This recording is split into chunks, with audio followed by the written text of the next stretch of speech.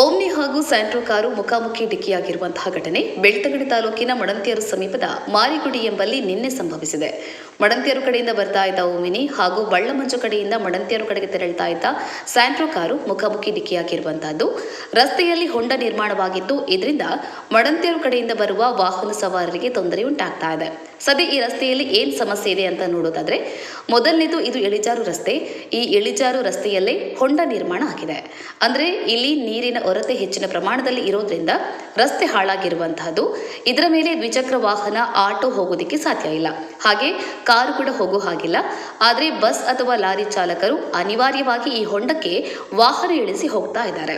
ಆದರೆ ಎರಡು ಕಡೆಯಿಂದ ವಾಹನಗಳು ಒಂದೇ ವೇಗದಲ್ಲಿ ಬರ್ತಾ ಇರುವಾಗ ಮಡಂತ್ಯರು ಕಡೆಯಿಂದ ಬರುವಂತಹ ವಾಹನ ಅನಿವಾರ್ಯವಾಗಿ ರಾಂಗ್ ಡೈವರ್ಷನ್ ಅನ್ನು ತಗೊಳ್ಬೇಕಾಗತ್ತೆ. ಹೀಗಾಗಿ ಅಪಘಾತಗಳು ಸಂಭವಿಸುವಂತಹ ಸಾಧ್ಯತೆ ಹೆಚ್ಚಿದೆ.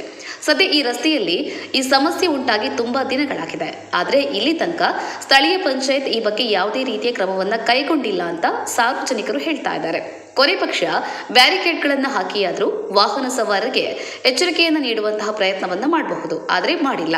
ಇನ್ನು ರಾತ್ರಿ ಸಮಯದಲ್ಲಿ ಈ ಹೊಂಡ ಸಡನ್ ಆಗಿ ಕಾಣಿಸೋದಿಲ್ಲ.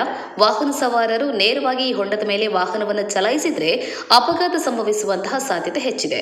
ಸದ್ಯ ರಸ್ತೆ ರಿಪೇರಿಯಾಗುವಂತಹ ಮುನ್ಸೂಚನೆ ಇಲ್ಲ.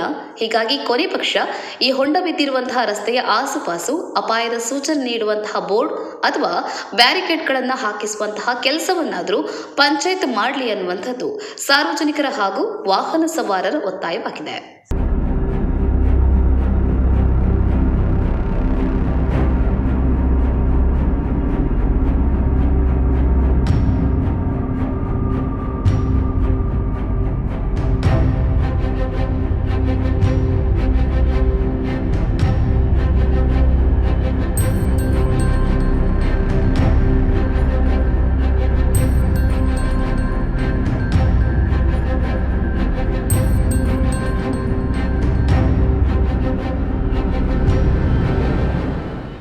ಹೆಚ್ಚಿನ news ಅಪ್ಡೇಟ್ಗಾಗಿ Prajaprakash news YouTube channel ಅನ್ನು ಸಬ್ಸ್ಕ್ರೈಬ್ ಮಾಡಿ ಮತ್ತು ಬೆಲ್ ಬಟನ್ ಕ್ಲಿಕ್ ಮಾಡಿ.